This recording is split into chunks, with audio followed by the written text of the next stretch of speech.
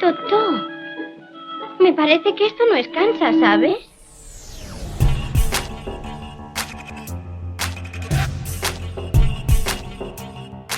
Bienvenidos a BRMU Podcast. De la biblioteca a tu casa.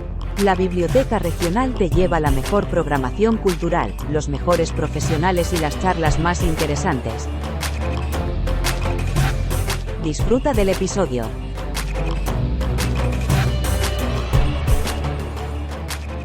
En este caso, la persona invitada es Ana Carrasco Conde, es filósofa con una ya considerable trayectoria, especializada en distintas áreas, aunque, digamos, su formación fundamental inicial está en el ámbito del idealismo alemán. En particular, es una de las no muchas especialistas que hay en España en la obra de Schelling.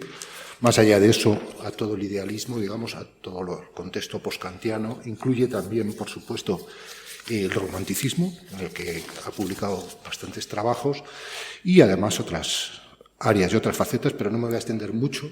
Tiene una amplia trayectoria también en publicaciones, desde luego en artículos de revistas especializadas y demás, pero lo que me parece más destacable son los distintos libros que ha ido publicando, porque van todos en una línea bastante homogénea, de manera que ella, de algún modo, su especialidad es casi, podríamos decir, más allá de ese trabajo estrictamente de historiadora de la filosofía, está muy vinculada al mal.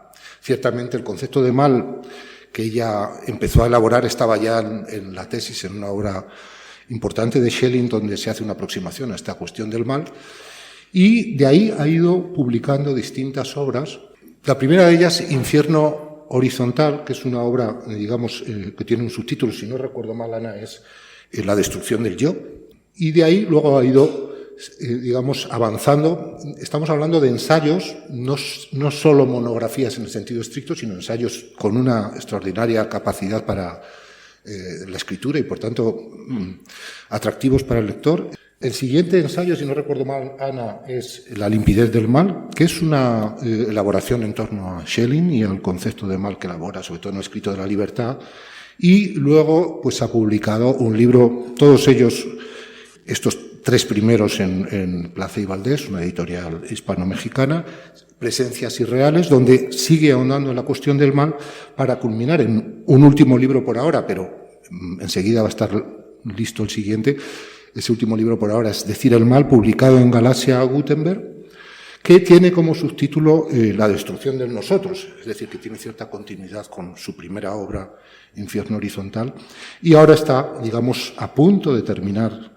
Y para salir a la publicación, entiendo que, no sé si a finales de este año, bueno, eso ya se llama, creo, Morir en Común o Muerte en Común, ¿no? La muerte en común. La muerte en común, bueno. Hola, ¿se me escucha? Hola. Esa es, digamos, hay otras obras, tiene luego una trayectoria, pues, de investigación en distintos países y con invitaciones en Alemania, en Francia, en Brasil, en Argentina, en Chile, donde yo la invité cuando yo trabajaba allí. Y bueno, pues digamos que no os voy a aburrir con un currículum académico porque no es el lugar ni el momento. Así que nada más, darle la bienvenida a Ana, agradeceros la presencia y tienes la palabra, Ana. Bueno, ya le he dicho hola, que no sabía que estaba el micrófono abierto. Bueno, pues en primer lugar me corresponde dar las gracias. Las gracias, por supuesto, a quienes me han invitado, por supuesto a Juan José Lara Peñaranda, por supuesto a la Facultad de Filosofía, por supuesto a Vicente, pero sobre todo darles las gracias a ustedes por estar aquí, por acompañarme y sobre todo por el interés que les suscita o les pueda suscitar el problema del mal, porque yo entiendo que sobre todo si han venido a esta charla, o no sé cómo llamarla, quiero pensar que es más por el tema que por la persona, es decir, que les preocupa el problema del mal.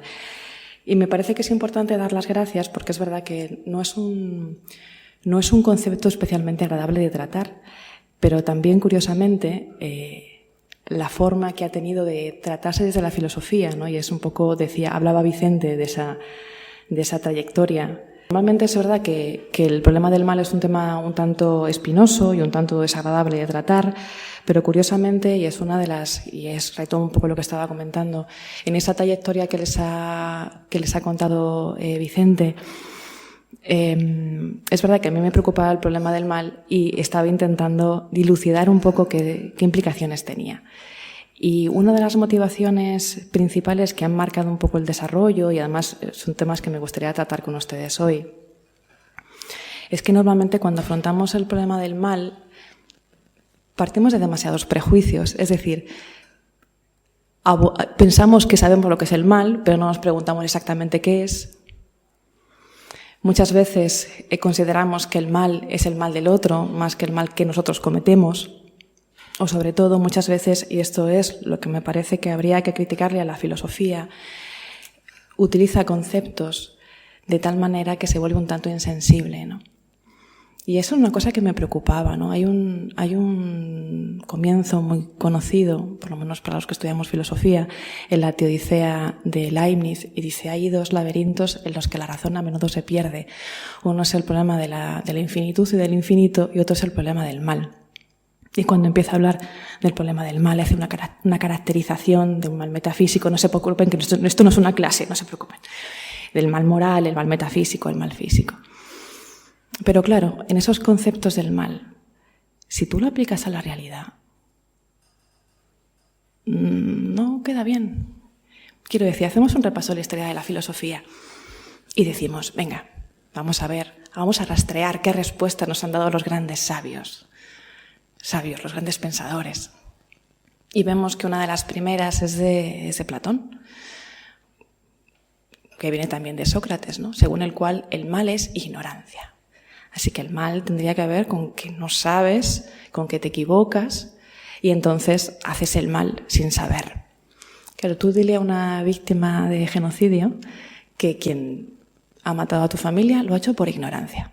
Bueno, creo que ese concepto a veces vale, a veces es cierto que hacemos el mal por ignorancia, pero otras veces no. Otro de los conceptos que se ha dado en la historia de la filosofía es que el mal es privación de bien. Entonces el mal sería justamente aquello que carece de bien. Pero si ustedes han experimentado el mal o el daño, ¿lo han experimentado como una privación? ¿Les parece, por ejemplo, y esto lo voy a matizar después, ¿les parece que el mal es una privación de salud? ¿O más bien tiene que ver con un funcionamiento anómalo y efectivo del cuerpo? Por tanto, el mal y la privación tampoco nos serviría. Otro de los conceptos que se maneja mucho y que se ha afianzado bastante es aquel según el cual el mal tendría que ver con el egoísmo del ser humano.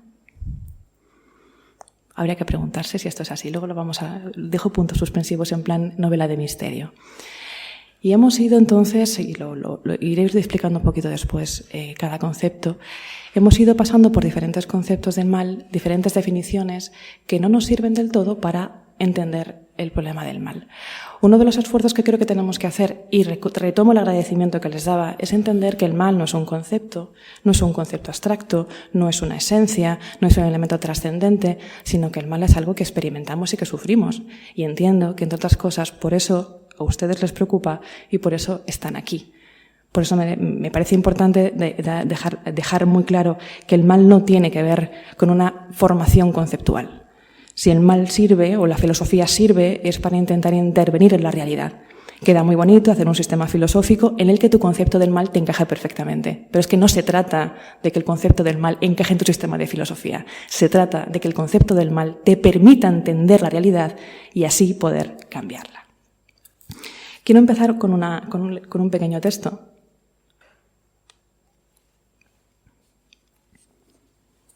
Que no es mío, ¿eh?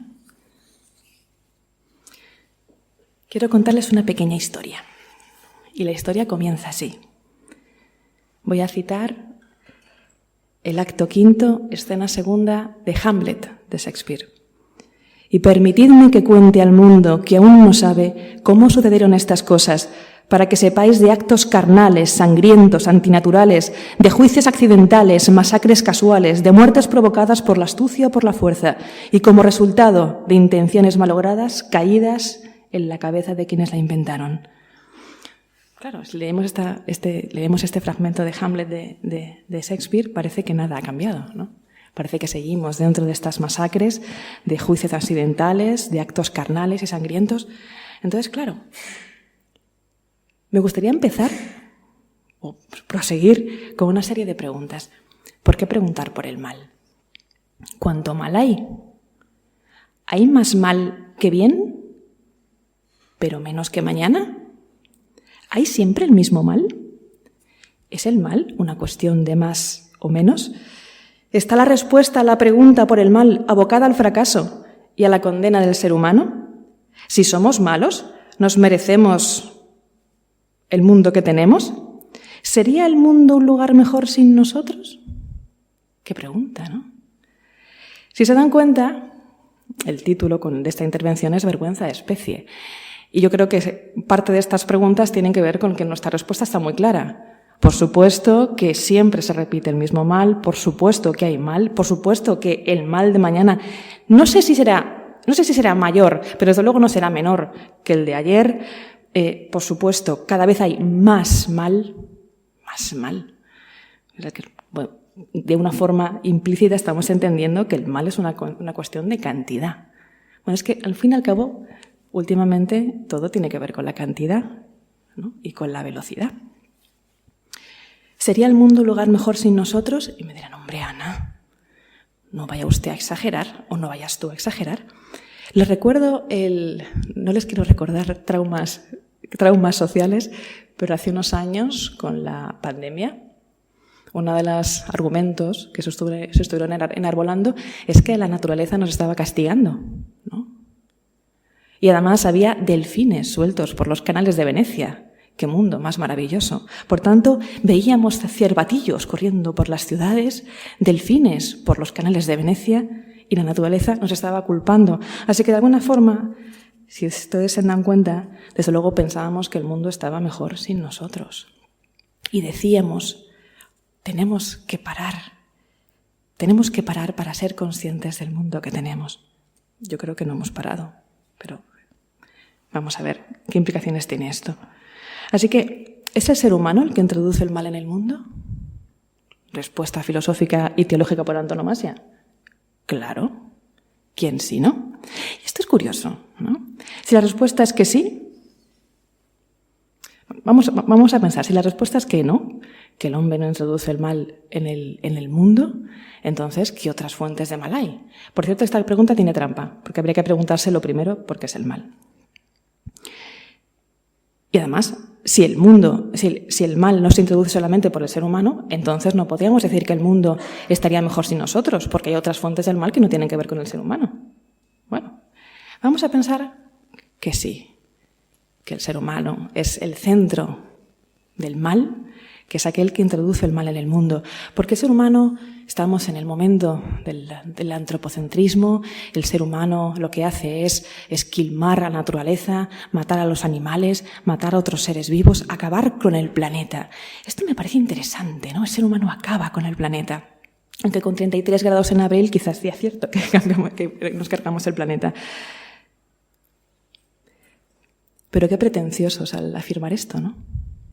Porque si estamos criticando justamente en este momento que el ser humano es lo peor de lo peor y que desde luego otras especies y el planeta se merecen un mundo sin nosotros, decir que el mundo estaría mejor sin el ser humano, ¿no es una forma de antropocentrismo negativo que hace de lo peor del ser humano el centro maligno del universo?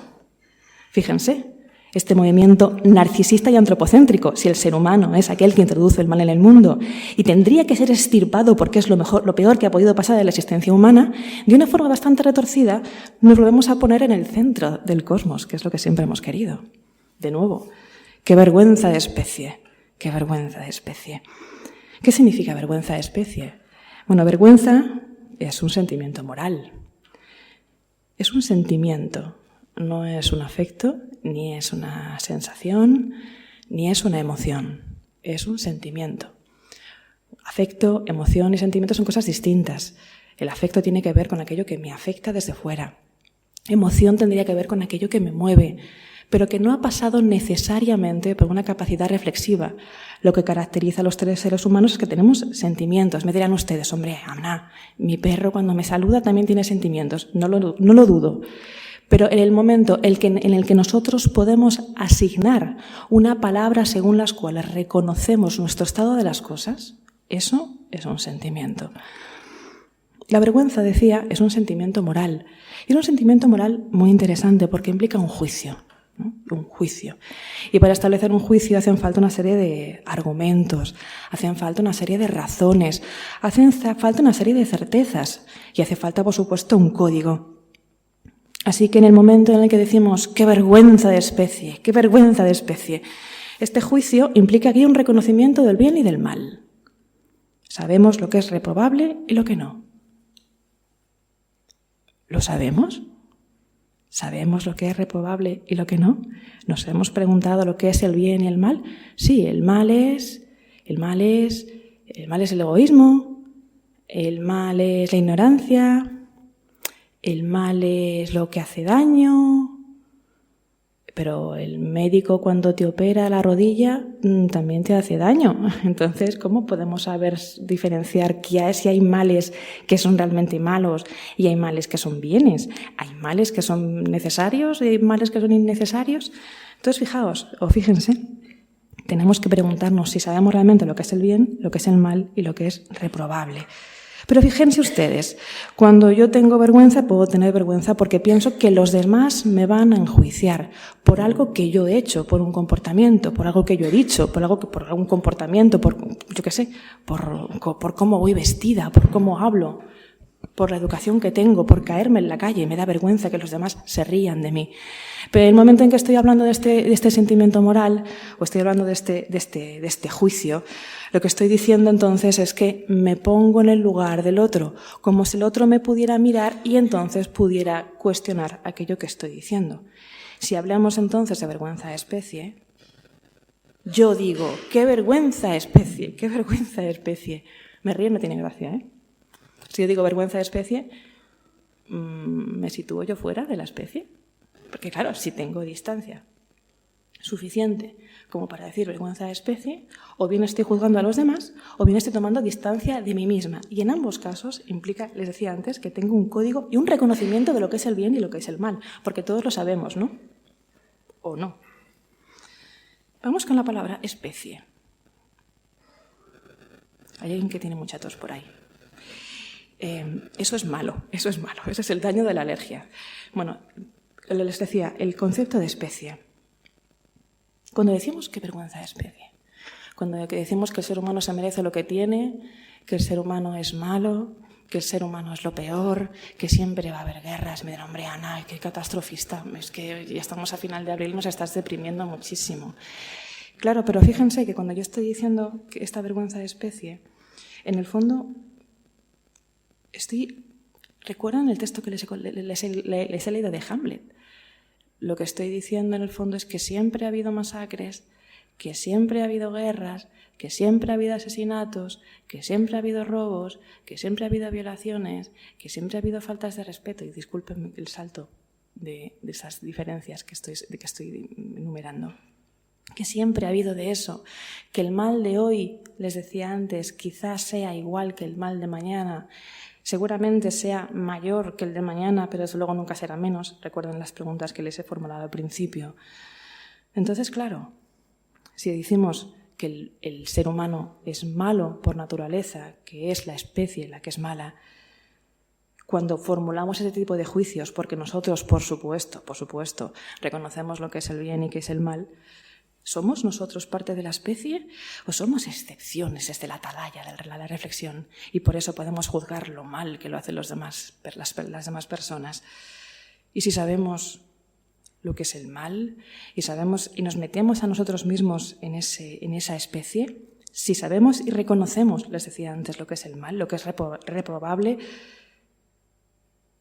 nos podemos hacer la pregunta que se hacía San Agustín de Hipona. Me van a permitir que lo diga así en académico. Un de malum faciamus. ¿De dónde viene que hagamos el mal? Esta es la cuestión, ¿no? En filosofía, con todos mis respetos, yo adoro la filosofía, la amo con todo mi corazón, pero ciertamente muchos de los autores que han tratado el problema del mal, les decía antes, utilizan conceptos filosóficos que encajan perfectamente con su sistema. El concepto del mal encaja con su sistema, pero no encaja con la realidad. ¿Por qué? Porque le sitúan en la atalaya de aquellos que, tú eres ignorante y por eso puedo decir lo que es el mal. Sócrates, por supuesto, fijaos, si el mal tiene que ver con la ignorancia y Sócrates decía que no sabía nada, Entonces Sócrates hace el mal. Pregunto, ¿no? Podemos pensar esto, ¿no? Desde este punto de partida, ¿cómo pensamos en el mal? ¿Podemos realmente neutralizar, combatir, pensar este pensamiento de que somos una vergüenza de especie y que el ser humano es malo por naturaleza? Y me dirán, hombre, Ana, no, vamos a ver. De toda la vida hay una tradición filosófica según la cual o bien el hombre es malo por naturaleza o bien es la sociedad quien nos corrompe. Tenemos dos opciones, una es de salvación. Vamos a pensar si es salida de salvación. Me parece interesante este punto de partida porque es un punto de partida a nivel de la Facultad de Filosofía, de estudios filosóficos. Las personas, ustedes que se han preguntado por el mal, se han preguntado lo mismo. ¿Somos malos por naturaleza? ¿Hay una esencia del mal? ¿O es la sociedad la que nos hace así? Pero ¿qué punto de partida más capcioso? Muchas veces se dice que la filosofía no da respuestas. Yo esto habría que cuestionarlo porque algunas da, me parece a mí. Y que parte del arte de la filosofía es saber hacer preguntas. ¿Y eso qué significa? A mí me hace mucha gracia este concepto vacío de qué significa saber hacer preguntas. Las preguntas son importantes porque orientan la respuesta. Este es el punto. La filosofía lo que enseña es a cambiar de perspectiva y la forma que tiene de cambiar de perspectiva es cambiar justamente la pregunta. Si decimos si somos malos por naturaleza o si es la naturaleza la que nos hace malos, la respuesta solo puede ser o uno u otro. Ya tenemos orientada la respuesta y por tanto orientado nuestra forma de pensar. Y la cuestión es si podemos neutralizar y buscar un camino intermedio, ¿no? Que no sea ni malo por naturaleza ni egoísmo. Entonces, en ese caso, habría que preguntarse por qué es malo, por qué es el mal. Les decía antes, la pregunta por qué es el mal, no se preocupen que voy a intentar responderla después. ¿Veis? ¿Ven? La filosofía a veces da alguna respuesta, me parece a mí. También podemos preguntarnos por qué es la sociedad y sobre todo también por qué es la inocencia, ¿no? Si la sociedad es la que corrompe nuestra inocencia original. Vamos un momento con la primera pregunta. ¿Somos malos por naturaleza? Somos seres egoístas, se dice muchas veces, ¿no? Fíjense, somos malos por naturaleza. Si somos malos por naturaleza, si va en nuestro ADN, si realmente tenemos razón al hablar de vergüenza de especie, ¿qué podemos hacer al respecto? Si el mal es inextirpable, si no podemos hacer nada con él, ¿qué hacen ustedes aquí? ¿Son ustedes masocas? ¿Sádicos?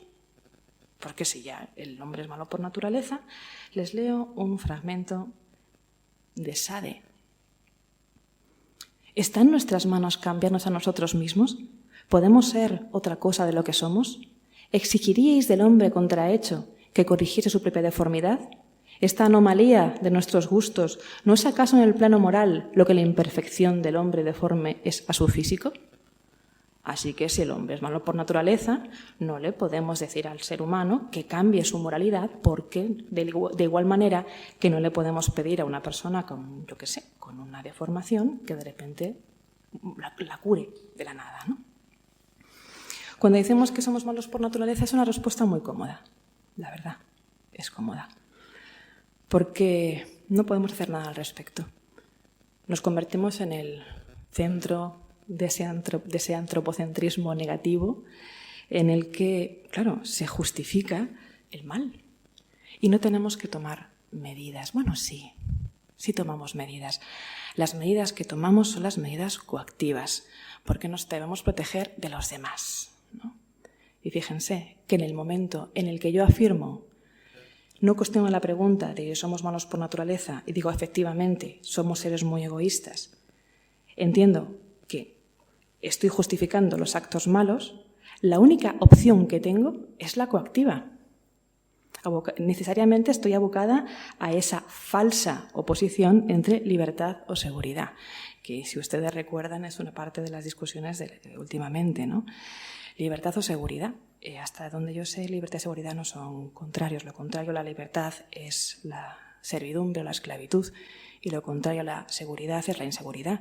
Así que si estoy identificando la libertad con la inseguridad, estoy diciendo automáticamente que desconfío del ser humano. Vergüenza de especie. Así que tenemos la idea de que, como les decía, somos malos, o bueno, a lo mejor no somos malos, porque somos seres egoístas, porque no somos solamente somos seres egoístas, sino que también somos seres que fallamos, nos equivocamos. ¿No? Que el mal tenga que ver con lo defectuoso nos llevaría, fíjense, si nos lleva lejos, nos lleva a formulaciones filosóficas que tendrían que ver con Plotino, con Proclo, y anda que no ha llovido. Pero fíjense que estamos manejando estos conceptos. Desconfianza en el ser humano, porque bien es egoísta o bien es defectuoso. ¿Qué consecuencias tiene entonces pensar que el hombre hace el mal por egoísmo? Medidas coactivas, porque nos tenemos que proteger de los demás. El Estado nos protege. Si es porque somos defectuosos, no hay problema. ¿Por qué? Porque podemos neutralizar ese error. ¿Cómo? Con la tecnología. La tecnología lo que hace es modificar nuestros errores, nos corrige. Allí donde el ser humano no puede aprender, la máquina sí aprenderá. Entonces, si hablamos de que somos malos por naturaleza, si seguimos tirando de ese hilo, vamos a un sitio muy feo. Porque estamos hablando entonces de que el ser humano no aprende, de que no mejora, de que ya estamos marcados, o sea, vamos marcados directamente a la catástrofe. Vamos con la segunda opción. Es la sociedad quien corrompe nuestra inocencia. Esto es Rousseau. Hay una novela que muchos de ustedes habrán leído, o tal vez no. Mary Shelley, el moderno Prometeo, Frankenstein. Frankenstein, bueno, la criatura, Frankenstein es Víctor.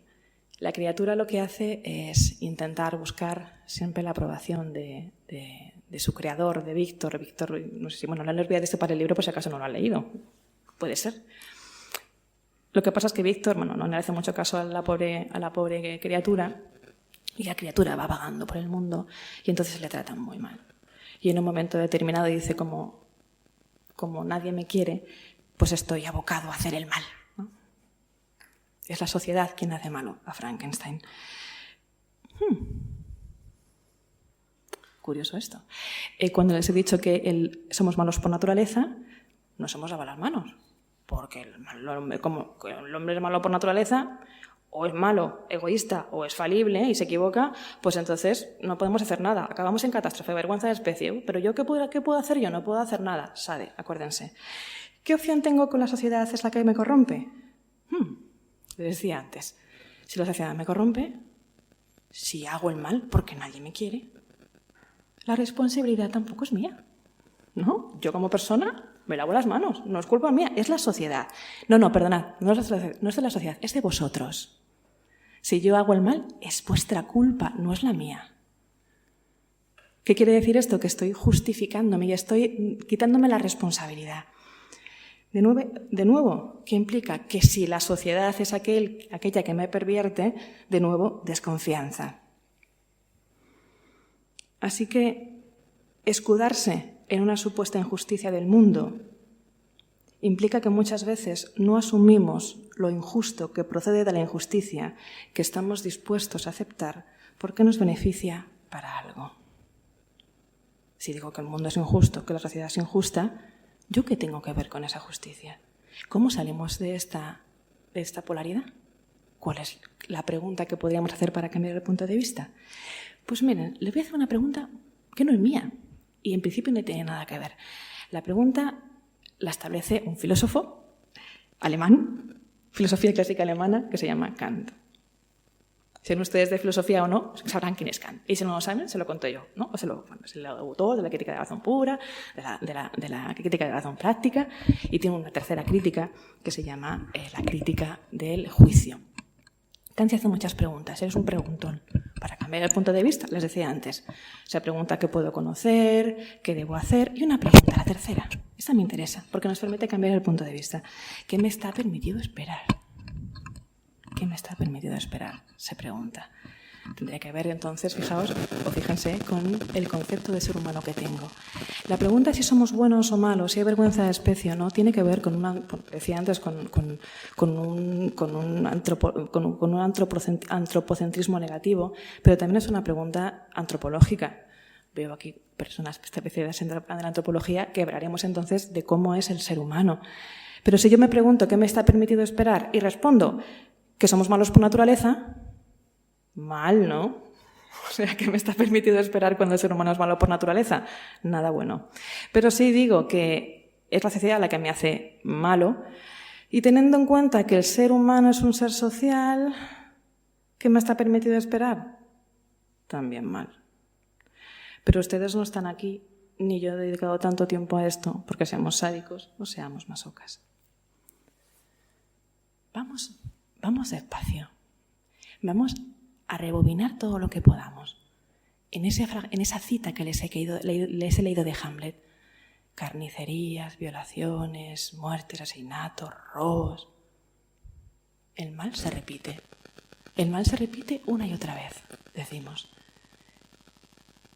Quizá en el momento en el que aseguramos con certeza que el mal se repite, no estamos viendo algo importante.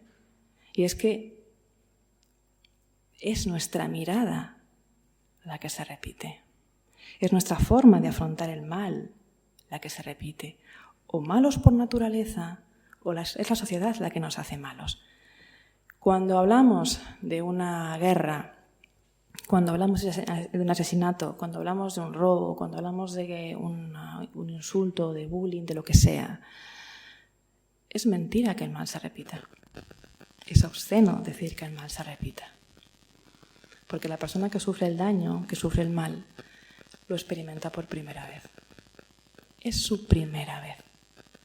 Decir que el mal se repite nos exime de responsabilidad y es muy cómodo.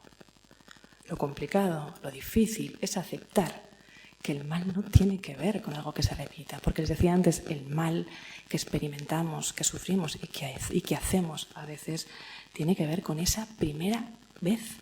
A veces, según el caso, es primera y única vez que experimentas el mal.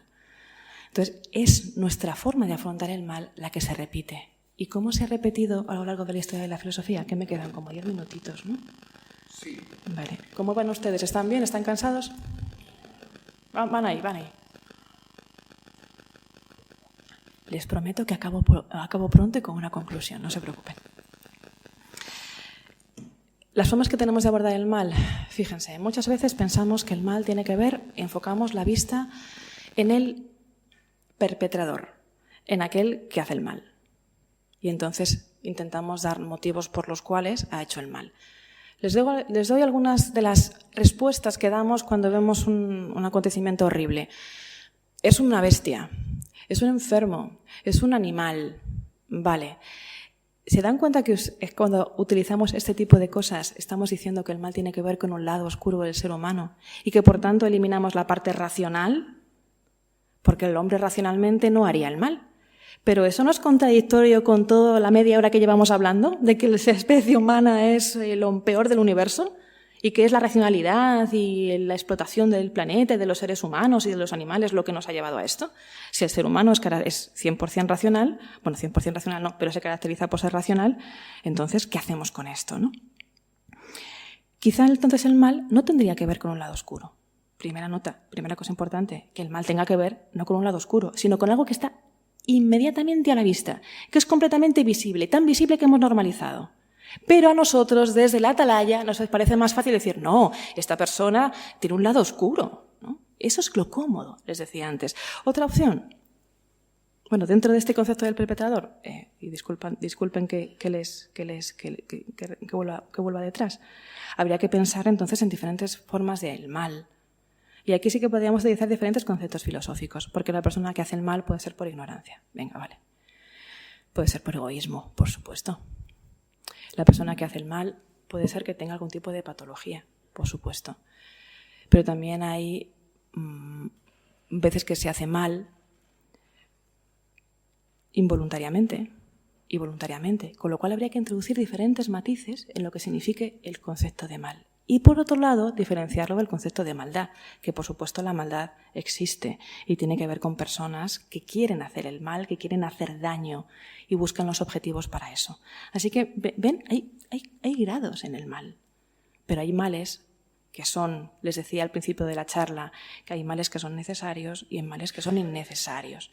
Por ejemplo, si yo ahora mismo al levantarme de esta mesa me choco con Vicente y le rompo el pie, que espero que no pase,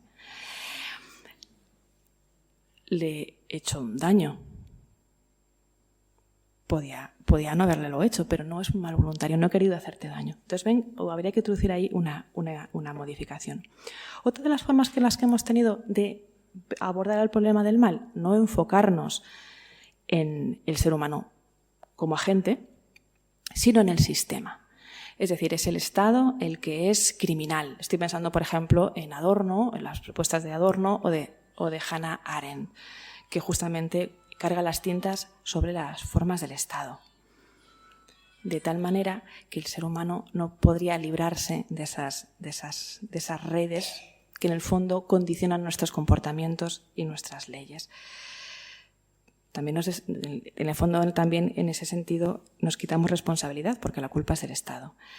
Otra tercera forma de abordar el mal es centrarse en la víctima. Y aquí es distinto, porque cuando hablamos de la víctima hablamos ya del daño.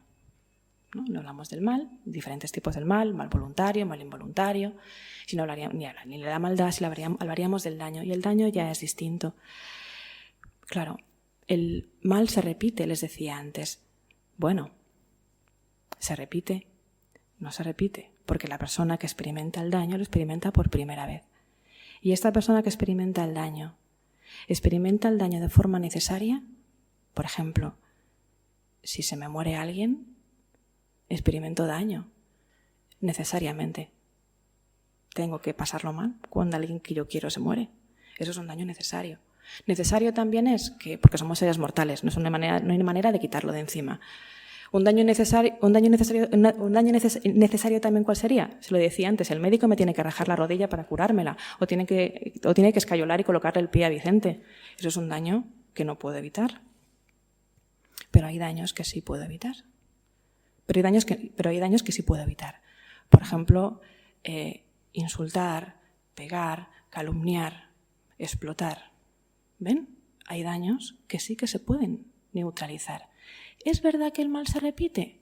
Cómodo.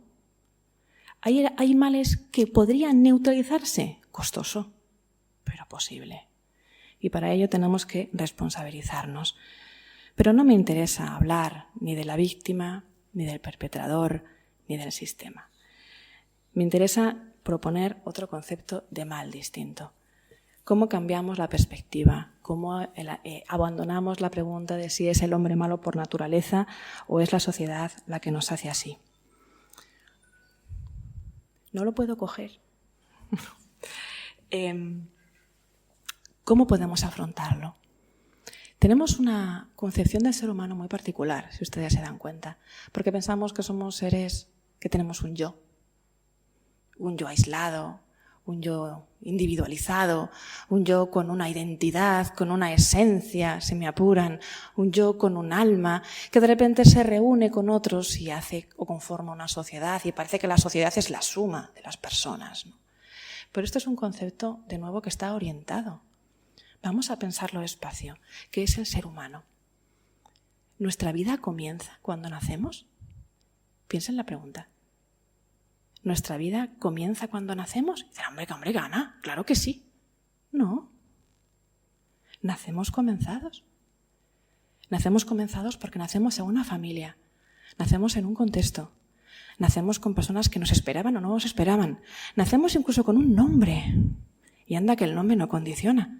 Así que cuando nacemos, ya nacemos en un contexto que está atravesado de relaciones. Es un plexo de relaciones afectivas, de relaciones constitutivas. Y esto es importante porque el ser humano, y así lo vemos, por ejemplo, en la psicología de Bowlby, del pensamiento relacional, tendría que ver con que la construcción de nuestra identidad no está basada en que de repente un yo prístino e individual va creciendo con el tiempo rodeado de los demás, sino quiénes somos, automáticamente nuestra forma de querer, nuestra forma de relacionar, nuestra forma de ver el mundo, va constituyéndonos desde dentro, desde el principio.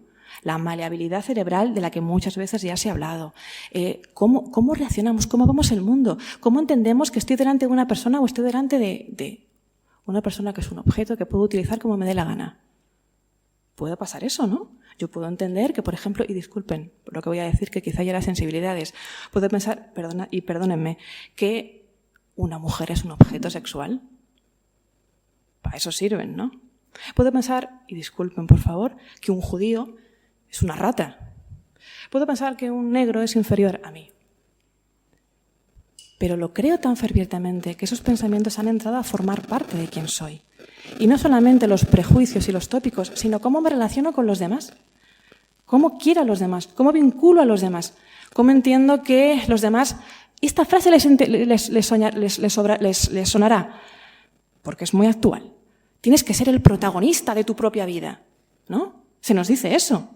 ¿Pero qué significa que seamos protagonistas de nuestra propia vida? Que si yo soy la protagonista de mi vida, ustedes, queridos míos, son actores secundarios. ¿Les gusta eso? ¿A que no? Fíjense en las perversiones del pensamiento, porque no vivimos nuestra vida en singular, sino que nacemos y vivimos relacionalmente. ¿Cómo podemos entonces entender el mal? Te decía antes, sin caer en un extremo ni caer en otro, sabiendo que somos seres relacionales, seres vinculares, y que cómo nos relacionamos con los demás genera formas de repetición, formas en las que consideramos que el daño se repite o el mal se repite de determinadas maneras, porque se repite nuestra mirada, porque se repite nuestra forma de vincularnos. Y de lo que se trataría entonces es de buscar nuevas formas de vínculo, nuevas formas de relacionarnos, nuevas formas de romper esos velos con los que vemos el mundo. Y entonces, esos velos que son constitutivos, que acaban formando parte de nosotros mismos, se pueden cambiar. Y entonces, la atalaya, esa atalaya con la que entendíamos el mal, se tiene que desmontar. Porque igual que decía Todorov, cuán a menudo pensamos en el daño que sufrimos, pero no en el que hacemos.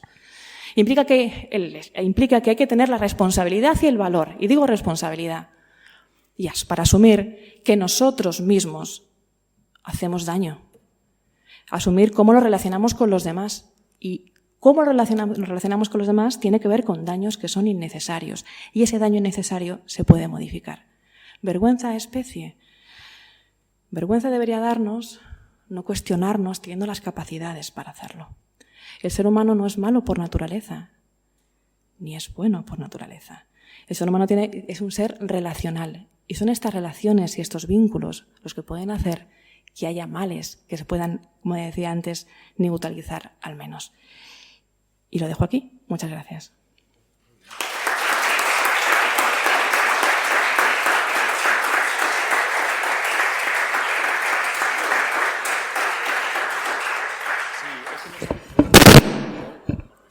Se me oye, ¿no? Nada, abrimos un turno de intervención. Pueden ser preguntas o comentarios, observaciones. Lo que sí os pido, por favor, para que dé tiempo a que haya más preguntas y más dinamismo, es que lo hagáis con brevedad, que no echéis un discurso, porque a eso ha venido Ana. Los demás, pues a preguntar y a comentar, pero en intercambio, sin monopolizar, por favor. Así que adelante, levantáis la mano. No sé si hay un micrófono. Vale, perfecto.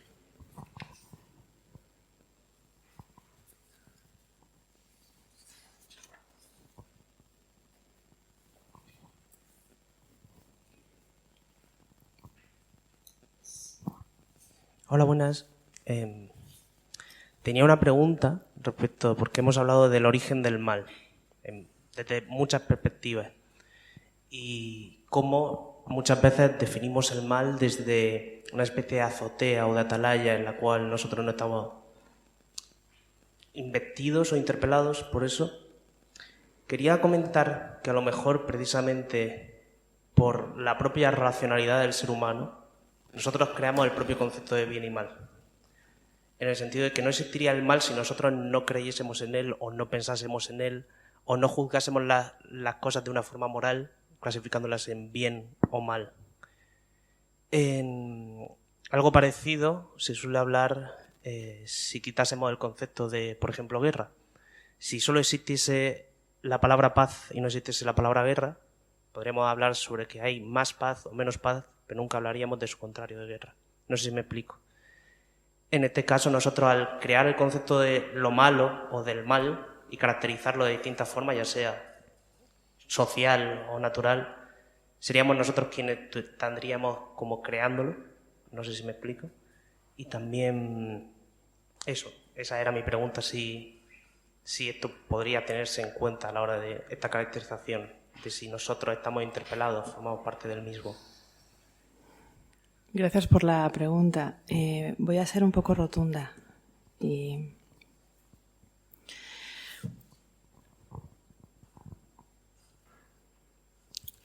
suave. Decía Aristóteles, empiezo así, decía Aristóteles que el ser humano es un ser social, les decía antes, se lo decía por dos motivos. Uno es justamente que vivimos en sociedad y otro es porque somos seres de lenguaje y podemos decir lo que es justo y lo que es injusto, ¿no? Supongo que la reflexión viene por ahí. Podríamos tirar de ahí, pero tengo problemas con esta concepción. ¿Sabes por qué tengo problemas con esta concepción?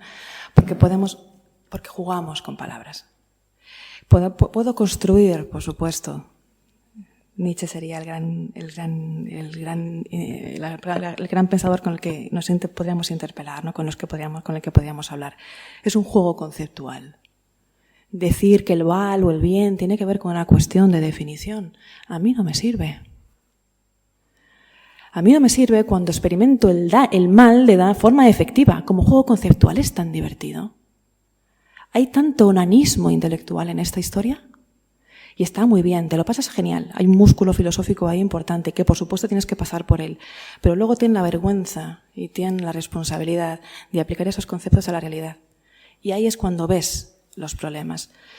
Es verdad que nosotros entendemos lo que es el bien y lo que es el mal y tiene que ver con esa capacidad del lenguaje que decía Aristóteles y que usted señalaba en la pregunta, que la racionalidad tendría que ver con esa caracterización y con esa etiquetación y designación de ciertas cosas.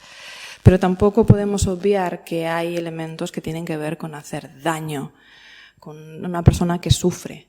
Y en este caso, este sufrimiento no es conceptual. Este sufrimiento no se mengua o no se calma con juegos de conceptos.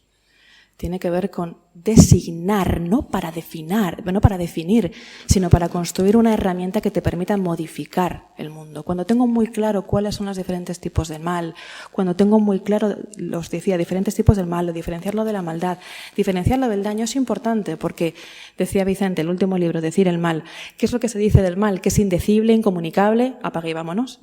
Pero hay que decirlo no para generar el concepto, simplemente por ese juego intelectual, sino porque a la hora de decirlo podemos señalar el daño innecesario que se está haciendo, que es un daño físico, repito, es un daño o psíquico que se da de facto para intentar modificarlo.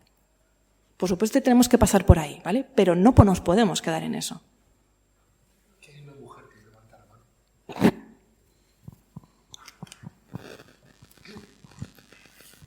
Hola, buenas tardes. Quería preguntar por qué la especie humana es la única especie en la que se da el mal. Porque los animales, yo creo que en los animales no existe esa maldad. Ellos obran por instinto, pero no es la maldad entendida como el concepto humano. ¿Cuáles pueden ser las razones? Bueno, yo he de decir, le voy a dar dos respuestas y siento ser, voy a ser clara, pero tengo que darle también otra. Yo sostengo como usted, pese a lo que he dicho en la intervención, que el ser humano es aquel que hace o comete daños de maldad y comete actos de daño voluntario y de daño innecesario. Sí considero que es eso. Pero también le digo, para que tenga usted esta información, que hay etólogos y etólogas que han estudiado los comportamientos de los bonobos, los comportamientos de los simios, en los que se habla de cómo los simios son capaces de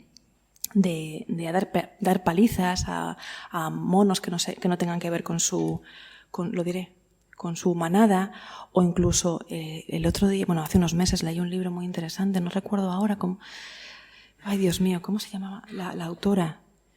Estoy haciendo publicidad de otro libro, esto que no puede ser. ¿Cómo se llamaba? La zarigüeya de... eso es, ¿cómo se llamaba la autora? Gracias. Ella saca a colación también cómo los... bueno, lo habéis leído vosotras, ¿no? Que son unas ballenas o unos cetáceos que lo que hacen es perseguir hasta hacer daño a otro animalito. Entonces, tiene usted las dos líneas. Yo considero que efectivamente el ser humano es... Luego, si queréis, explico un poco más despacio esto. Es el que hace, como decía, ese daño innecesario. Y creo que la fuente es la imaginación. O sea, creo que lo que caracteriza la racionalidad del ser humano es justamente su capacidad de imaginar. Porque puede imaginar cosas terribles de hacer y las puede llevar a cabo. El ser humano puede fantasear. Y yo no sé si eso una ballena lo puede hacer, ¿no? Por eso considero que parte de este paso tendría que ver con un fantaseo, con un fantasear, pero que está asociado, les decía antes, a elementos relacionales, de formas de vínculo, de las maneras en las que a mí me han enseñado a vincularme. O lo que me han enseñado, yo no hace falta incluso hablar del mal, ¿eh? Estoy hablando de elementos que son mucho más neutros en principio. Enseñar a querer a alguien. En concepto de amor, hay un concepto de amor que tiene que ver con la posesión, que tiene que ver con no dejar libertad a la otra persona, que lo que hace es daño innecesario. Entonces me estoy refiriendo a ese tipo de cosas. Pero yo creo que el foco está en la imaginación. Es que hay una pregunta por allá. Buenas tardes. Dentro de lo que es la ficción social que creamos para convivir, siempre ha habido como una jerarquía, ¿no es así? Es decir, de alguna manera la construcción del mal siempre ha pasado un poco... Disculpe, ¿puede hablar un poco más despacio? Es que no le entiendo. Perdón. Nada. Digamos que dentro de la ficción social que se ha ido creando, religiones o incluso códices para mantener una convivencia, siempre ha habido pues un líder o una élite que ha determinado moralmente qué es el mal y qué es el bien. Religiones que te pueden decir que un dios es muy bueno pero que se puede cargar los primogénitos de Egipto y no pasa nada. O posteriores reyes que te pueden imponer pues, normas que ahora mismo serían ridículas, absurdas. Mi pregunta es, ¿actualmente consideras tú que al irse aplanando un poco esta jerarquización, se está democratizando la capacidad de la gente en establecer qué es bien y qué es mal? Es decir, ¿estamos llegando a alguna especie de consenso? Los derechos humanos, por ejemplo, podría ser una base sobre la cual decir, pues hay una especie de establecimiento de lo que es bueno, de lo que es malo, es un principio. Entiendo, gracias por la pregunta. Entiendo que cuando usted dice aplanar se refiere al momento de secularización, ¿verdad? Porque como ha hecho la diferencia entre las religiones y ahora que se está aplanando, está hablando de la diferencia entre sociedades religiosas y sociedades secularizadas.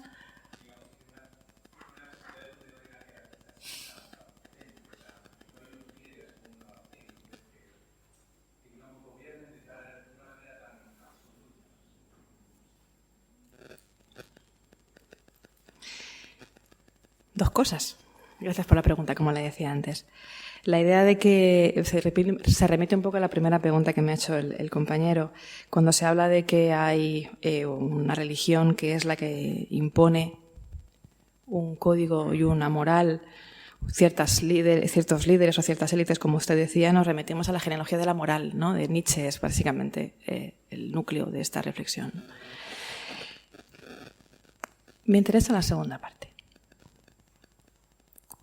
que tiene que ver con que si hemos aplanado o si hay mayor consenso. Que no hay jerarquización, dice usted. Vamos a pensarlo un momento despacio. ¿No he entendido mal? Menor jerarquización. Vamos a pensar en esto un momento. Vamos a pensarlo despacio. Aunque no tenemos mucho tiempo, así que no sé cuánto despacio puede ser esto. Para pensar un poquito, sí hay. ¿Se sienten ustedes culpables cuando no terminan el trabajo que tienen que hacer?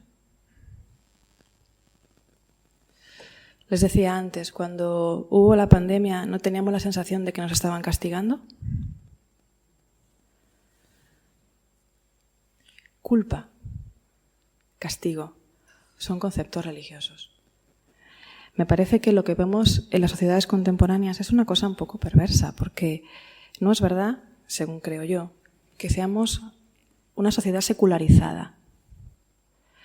Creo que donde antes imperaba una religión con unos códices, como decía usted, con unos códigos de conducta, con una moral que dictaba lo que es bueno y lo que es malo, ese códice que tiene que ver justamente con aquello que hemos interiorizado y hace que sintamos vergüenza o no sintamos vergüenza, digamos vergüenza de especie, o hace que nos sintamos bien y mal, no es una norma externa, es justamente una moral interiorizada. Y permítanme que saque aquí a colación quizá una corriente que a ustedes no les guste mucho, que es el psicoanálisis. El psicoanálisis lo que dice es que interiorizamos la ley del padre, ¿no? Que es justamente lo que dice Freud, es justamente que la ley del padre que interiorizamos y que forma parte de nosotros es lo que inculca en nosotros un ideal del yo, un ideal de lo que debe ser un ser humano, que cumple lo que está bien y lo que está mal. Pero ya no estamos ahí. ¿Seguro? ¿No hemos interiorizado otras normas? ¿No hemos interiorizado también otro ideal del yo? ¿Qué ideal del yo es este? ¿Trabajar de lunes a domingo? ¿Trabajar más de 8 horas?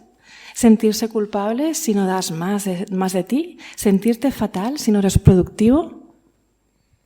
Son otras normas distintas. Si me siento mal, si me siento culpable, es porque siento que estoy haciendo algo mal por no trabajar 8 días a la semana, 8 días a la semana.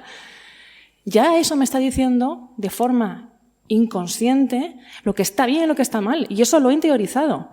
Creo que estamos en una sociedad que, aunque ha eliminado el componente de religión, no ha eliminado las normas, sino que ha interiorizado otras que tienen que ver con un sistema de producción, que tiene que ver con un sistema social, que tiene que ver con el sistema neoliberal, no necesariamente capitalista, porque hay diferentes tipos de capitalismo. Pero claro, lo que estamos viendo es que es esa norma interiorizada, ese ideal del yo, el que está condicionando lo que está bien y lo que está mal. Y estamos tan acelerados y estamos tan ciegos que generamos la ficción de que sabemos lo que está bien y lo que está mal. Pero no nos lo preguntamos. En realidad no nos lo preguntamos. Sabemos que algo funciona mal, pero no sabemos qué. Sabemos que tenemos una serie de propósitos vitales, objetivos vitales. ¿Desde cuándo la vida es una checklist de objetivos y propósitos? De toda la vida, la vida tiene que ver con un sentido. Y el sentido tiene que ver con decelerar, tiene que ver con cuestionarte las cosas, ¿no? Entonces me parece que yo no creo que haya habido un apanamiento y un consenso. Todo lo contrario. Creo que hay cada vez una mayor aceleración que propicia justamente que nos creamos que porque tenemos más acceso a información tenemos más conocimiento. Pero la información no es conocimiento. El conocimiento tiene que ver con saber discernir. Y para saber discernir hay que tener herramientas. Y la pregunta es, ¿qué herramientas estamos teniendo? Y aquí me lo van a permitir que lo diga así. ¿Qué herramientas tenemos si quitamos cada vez más las humanidades, por ejemplo, ¿no? Entonces me parece que es importante considerar esto, ¿no? Otro elemento, y ya con esto termino, quizá habría que recuperar otro concepto de religión. Y aquí, Vicente, vas a ver por dónde voy. Hay un textito muy bonito, que son 2 hojas. Si no lo han leído, búsquenlo en internet, ¿no? Ese foco del conocimiento. Se llama el más antiguo programa del idealismo alemán. A mí ese texto me parece precioso. Ellos hablan de que tiene que haber una nueva religión. ¿Pero qué religión es esta? Una nueva mitología, llegan a decir. Se recupera la concepción, y esto me parece interesante. La religión no tendría que ver con esas normas interiorizadas, sino que tendría que ver con religatio. ¿Qué es la religiato latina? Es religare, volver a unir. La religión tendría que ver con unir, independientemente del todo el contenido religioso que le queramos dar.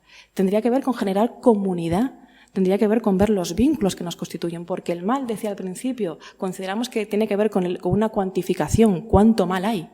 El mal no tiene que ver con un cuánto, tiene que ver con un cómo, tiene que ver con cómo lo relacionamos.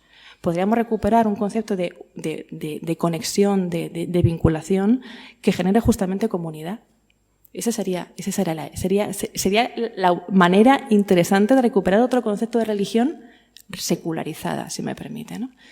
Y fíjense, o fíjese, ¿qué es lo que encontramos? Que en las sociedades en las que vivimos cada vez estamos más individualizados, más separados, más desvinculados y más insensibilizados. Y eso rompe la comunidad y, por tanto, facilita que no tengamos conciencia de lo que está pasando. Y pensemos, el mal se repite. Y entonces no hacemos nada. Bueno, hay 2 palabras pedidas. No sé si hay para una más, si alguien quiere. Pero de momento hay 2. La tuya y otra por allá. Yo quería preguntarle con respecto a lo que he señalado de la imaginación, o sea, de nuestra capacidad para poder crear el mal. Hace 2 días, mi hijo de 4 años estaba viendo la tele y tengo una perra. El niño terminó de ver un capítulo de una serie. Perdón, usted tiene una... Yo tengo un niño y una perra. Y, estos son los 2 elementos importantes. Y estaban los 2 viendo la tele. Solo el niño. La perra dormía plácidamente en el suelo. Es que mi perra ve la tele, por eso le pregunto. El niño de 4 años, mi hijo, se levantó después de ver el capítulo en el cual se hacía una buena imagen de tratar bien a los animales. Se acercó a mi perra que dormía y pude verlo como levantó el pie y le pisó la cola con toda la mala intención. Entonces, es un buen niño, mi hijo. Yo le hice una pregunta que también se la hago a usted, que es ¿por qué? Y cuando ha dicho lo de la imaginación, de repente he pensado, ¿y si el mal es un acto de creatividad? Cuando veo, esa sería mi pregunta, porque cuando veo a mis hijos jugando, esto es una discusión que tienen muchas veces los padres, ¿qué hijo está malogrando a cuál? O cuando veo que a alguno de ellos se le ocurre el what if, el ¿y si perseguimos a la paloma? Y si, entonces, mi pregunta sería, ¿el mal, por lo que ha dicho de la imaginación, sería un acto de creatividad y por lo tanto inherente al ser humano? ¿Qué pregunta? A ver, ¿conocen ustedes los cuentos de los hermanos Grimm? Los hermanos Grimm saben que hacer esa recopilación tiene sentido la pregunta, la respuesta que voy a dar, ¿eh? No te pienses que estoy ahí tirando balones fuera. Ya saben que los cuentos de los hermanos Grimm tienen muchas ediciones porque van recopilando cuentos populares y luego hacen la primera versión, creo, Vicente, es de 1812. La primera edición de los cuentos de los hermanos Grimm es del 12, ¿no? De 1812 y la última de 1856, creo. La del 12 es muy interesante porque tiene 2 cuentos que no aparecen en las 8 ediciones posteriores. En esa edición, la primera, hay un cuento que se llama Los niños que jugaban a ser cerditos. Los niños que jugaban a ser cerditos. Y cuenta la historia, les voy a contar un cuento, a que no se lo esperaban, cuentacuentos Carrasco. Cuenta el cuento, érase una vez, no dice érase una vez. El padre de los críos está pensando en preparar la cena. Y entonces, como tiene que ver qué va a preparar, está con los chavales y dice, bueno, ¿qué cenamos? Y ven a un cerdito. Y entonces deciden degollar al cerdito y comérselo. Bien, ¿no? Al día siguiente, cuentan los hermanos Grimm. Los hijos juegan a ser cerditos. Y entonces uno juega a ser papá y otro juega a ser cerdito. ¿Qué pasa en el cuento? Puntos suspensivos, lo dejo ahí, ¿vale? Esto es interesante porque señala 2 líneas. Un movimiento sería justamente la facilidad con la que normalizamos ciertas formas de relacionarnos con los seres vivos. No sé si es animalismo esto, o vergüenza de especie, pero sí que nos relacionamos o repetimos ciertos actos, ¿no? En el momento en el que matamos a la paloma, tiramos la piedra al gato, pisamos la cola al perro, ¿qué tipo de vínculo estamos repitiendo en función del cual o el perro o la paloma o el gato o el hermano o la madre o el amigo es alguien que se convierte en un medio para mi fin, ¿no? ¿En qué momento yo lo he normalizado? ¿En qué momento me he dado cuenta que esa persona tiene una sensibilidad como la mía? Eso por un lado. Pero por otro lado actúa, y estoy completamente de acuerdo con usted, el concepto de creatividad. El ser humano es aquel que puede construir racionalmente cosas tan increíbles. Puede hacer el mal perfecto, creando, imaginando. Esto no es una idea mía, ¿eh? Esto lo dice Schopenhauer. Cuando dice, el ser humano, las imaginaciones, los pensamientos que ha tenido de las torturas del infierno, increíbles. ¿Y qué es lo que sucede? Que es capaz de llevarlas a cabo, ¿no? Entonces creo que efectivamente el mal, hay diferentes formas de hacer mal, pero una, y yo creo que de las más graves, tiene que ver con un mal relacionado con la creatividad, un mal relacionado con una imaginación que además trabaja conjuntamente. Esto es muy kantiano, por cierto, el problema de la imaginación, que aparece en la crítica de la razón pura, que luego también aparece en Heidegger y estas cosas. El problema de la imaginación trabaja conjuntamente con la razón para llevar a término de la forma más eficiente, no defectuosa, aquello que tiene que ver con el ¿y si lo hago? Efectivamente, eso creo yo. O sea, dos líneas, repetición, normalización y creatividad. Porque si en la peli queman, discúlpenme, si la peli queman a un gatito, ¿qué pasa si yo quemo a mi vecinito? Si es inferior a mí, si no, es una cosa que yo puedo utilizar, por ejemplo.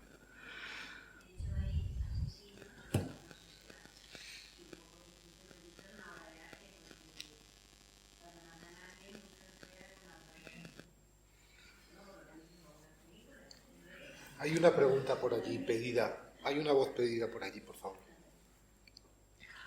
Hola, buenas. Yo quería preguntarte, que creo que además has mencionado ya esta palabra que es la conciencia. ¿Tú crees que el gran reto todavía que nos queda al ser humano es precisamente ser muy consciente o trabajar nuestra conciencia de nuestra imaginación y de quiénes somos y de cómo funcionamos? Y de que si entonces trabajáramos a un nivel muy, muy intenso la conciencia de quiénes somos y de dónde estamos y cómo somos, que nuestra naturaleza entonces sería, digamos, distinta, que podríamos evolucionar, que podríamos dar ese salto que nos falta en la evolución. Porque yo lo tomo así, como que es un salto que nos queda por hacer el ser humano en la evolución. ¿Vale? ¿Qué importancia le das tú al trabajarnos la conciencia? Eso sería sintetizando. Pues muchas gracias por la pregunta. Le decía antes en la intervención que nacemos comenzados, y esta forma de nacer comenzados no tiene que ver solamente con las condiciones materiales, sino tenía que ver también con cómo interiorizamos formas de relación con los demás. Si hay algún psicólogo o psicóloga en la sala, sabrá mucho mejor que yo que hay una cosa, un poco banal esta palabra, ¿no? Hay una serie de conductas o de inercias que se llaman los modelos internos de funcionamiento o patrón interno de funcionamiento. Esto implica, por ejemplo, que tú te relacionas siempre con un mismo tipo de personas, o que las relaciones sentimentales que tienes siempre acaban igual de mal, o que te gustan el mismo tipo de personas, o que te disgusta el mismo tipo de personas. Esto no es una cuestión meramente fisiológica, es una cuestión de ese modelo interno de funcionamiento que hace que tu forma de vincularte sea de una forma o de otra, tu forma de tratar a los demás sea una forma o de otra. Por ejemplo, una forma que a todos nos ha pasado, a todos nos ha pasado. O no, o solo me pasa a mí porque soy mala persona. Pero a veces esto es muy personal, pero a veces yo cuando he estado muy cansada o tengo un mal día, ¿ustedes no han ladrado a la persona que tenéis al lado? ¿Han dejado en paz? ¿No os ha pasado eso? Pues lo debo hacer yo, que soy algo mala. Pero eso es importante, porque en el momento en el que tenemos un mal día y lo pagamos con la otra persona, eso es que soy protagonista de mi propia vida y los demás son actores de segunda, que les decía antes, ¿no? Entonces creo que es importante el ejercicio de autocuestionamiento para localizar cuáles son tus patrones de funcionamiento y cuáles son tus vínculos, tu forma de vincularte con los demás. Creo que eso es un trabajo importante que hay que hacer, y creo que es la forma en la que podemos neutralizar ese daño innecesario. Si yo he tenido un mal día y me encuentro con Vicente y Vicente me dice, hola Ana, ¿qué tal estás? Y le digo, anda, vete en paz. No te hago caso. No me hace caso. Porque tú eres una persona inteligente.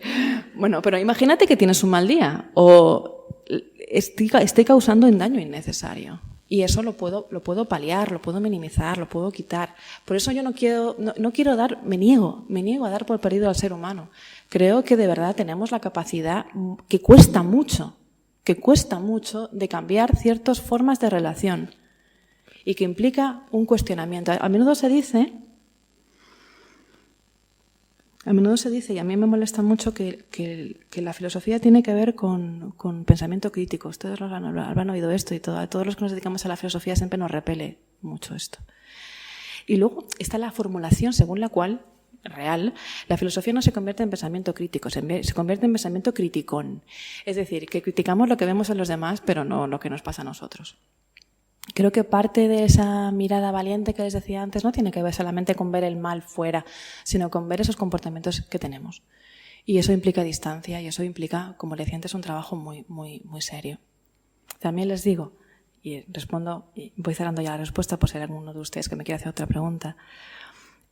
Yo no sé si ustedes han escuchado, o a lo mejor no, y soy una narcisista, que a mí se me ha presentado a veces como la filósofa del mal. No, pero yo no lo he dicho. No, gracias. Y es una cosa que me llama mucho la atención. La filósofa del mal. Venga, la etiqueta mola, ¿no? Es como llamarme Voldemort. Es necesario pensar en el mal y pensar de forma relacional. Porque de igual manera que el mal es creatividad y es acción y es vínculo, el bien también es creatividad y también es vínculo. Y la forma de construirlo es ser consciente de nuestros patrones internos de funcionamiento y tener la valentía y la capacidad de renuncia suficiente como para dejar de repetir ciertas cosas que nos vienen bien, ¿no? Les decía antes en la intervención, decimos que el mundo es injusto. Pero muchas veces consentimos que el mundo es injusto, si esa injusticia nos beneficia para algo. Pues a lo mejor en ese patrón interno de funcionamiento hay que empezar también a renunciar a cosas. Pienso. Y ya. Bueno, no sé si hay alguna pregunta más o con esta aproximación optimista parece que hay una pregunta más. Optimista no, hombre. Hola. A ver, te estoy escuchando lo más atenta posible y entonces de lo que acabas de exponernos, de pensar aquí colectivamente, extraigo, una cosa que quiero comentar y a partir de ahí hago la pregunta, ¿vale? Lo que extraigo de alguna manera es que la maldad está relacionada con la forma en la que nos vinculamos. Y si no he entendido mal, esa forma de vincularnos está relacionada con las humanidades, podríamos decir la filosofía, los valores sociales y cívicos, la educación física, la plástica, el cuestionarnos nuestra propia conducta y la de los demás, el diálogo, el pensamiento cuidadoso. No sé si es así o no. Pero si es así y lo he entendido bien, ¿hay algo más? Para que esa forma de vincularnos nos lleve al bienestar, al bien. La última pregunta, la más fácil de todas. Gracias por la pregunta. Hay algo más. Voy a empezar a responderle y voy a intentar ser breve porque sé que se va un poco el tiempo y no, pero breve, pero bien. Cuidado, porque las humanidades. Voy a decir una cosa y luego lo completo. Normalmente se puede entender que las humanidades podrían ser la salvación, el medicamento que nos pudiera permitir tener esa distancia para detectar los patrones internos del funcionamiento. Pero eso también implicaría que entonces los que nos dedicamos a las humanidades somos almas bellas y maravillosas y buenas. Y yo no creo que las humanidades tengan que ver con la bondad en sí mismo, ¿no? Entonces también cuidado con eso. Hacía alusión a las humanidades, y lo digo un poco más brevemente, si luego quiere usted que hablemos más despacio después de esto, de la conversación, lo hacemos. A menudo se pregunta ¿para qué sirven las humanidades? Yo entiendo que como ustedes están aquí no serán esa pregunta. También se pregunta muchas veces y se critica muy duramente el hecho de que en las facultades de filosofía o incluso en los institutos se hable de historia de la filosofía, o para qué leche sirve estudiar griego y latín, o para qué sirve estudiar mundo clásico, o para qué sirve estudiar música, ese tipo de cosas, ¿no? Porque se piensa que esos son conocimientos que simplemente te aprendes de memoria o asimilas.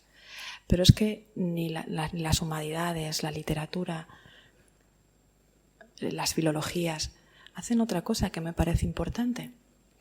Cuando me voy a centrar en mi caso, que es la filosofía, ¿no? Cuando estamos explicando un autor en clase, al menos yo lo entiendo así, a ver, lo voy a decir así, Vicente, yo lo siento, pero yo le tengo una manía de Descartes que es tremenda. Bueno, ahí tenemos afinidades. Y hay filósofos que no me gustan nada, pero hago el esfuerzo de intentar pensar lo que están diciendo. Y es una especie de gimnasia importante, porque dejas de pensar como piensas tú normalmente para intentar pensar como ellos. Intentas pensar cómo Descartes llegó a esa conclusión. Estés de acuerdo o no, intentas seguir su forma de pensar. Así que paras tu forma de pensar para pensar como ellos. Es una especie de músculo, es como si vas a hacer gimnasio. Es que vamos a levantar el genio maligno de Descartes, venga, pum, pum, pum. Para intentar ver cómo funciona. Y eso pasa con todos los filósofos. También pasa con las filologías. Si hay aquí algún profesora, estudiante de filología, pasa exactamente lo mismo.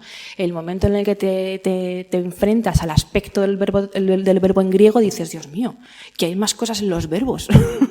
Y te das cuenta de otra forma de decir las cosas, ¿no? Me parece que las humanidades son importantes no porque sean buenas en sí mismas, sino porque te permiten esa distancia. Por eso me refería a que son buenas o que pueden hacer un bien. La maldad, por cierto, en relación con su pregunta, tiene que ver con una forma de vinculación, pero también puede ser una forma relacional y esto también hay que decirlo, con algún tipo de patología, ¿eh? O sea, que no estoy diciendo que este tipo de cosas no existan. Pero ya yendo más a su pregunta. ¿Si hay algo más? Sí. Por favor. Sí. Creo que somos demasiado cortos de miras, estamos demasiado obsesionados por las especializaciones. O eres especialista en el tornillo derecho o eres especialista en el tornillo izquierdo. Y estamos perdiendo la visión holista, religatio, religare, de vincular las cosas. Me parece que esa distancia que le decía, que dan las humanidades, que da la filosofía, que da las filologías, que da la literatura, cuando lees un cuento o una novela y te saca por completo y vives otra vida que no es la tuya, te saca por tanto de tu vida, creo que tiene que estar en diálogo con la ciencia. Creo que sin ese diálogo no puede prosperar nada. O sea, creo que se trata no solamente de humanidades, sino de esa relación entre las dos cosas. Pero no simplemente como una educación, como una Bildung, como simplemente es el educar, sino en educar a pensar distinto y con distancia. Desde todas las disciplinas, me parece, ¿no? Bueno, pues muchísimas gracias, Ana. Un aplauso.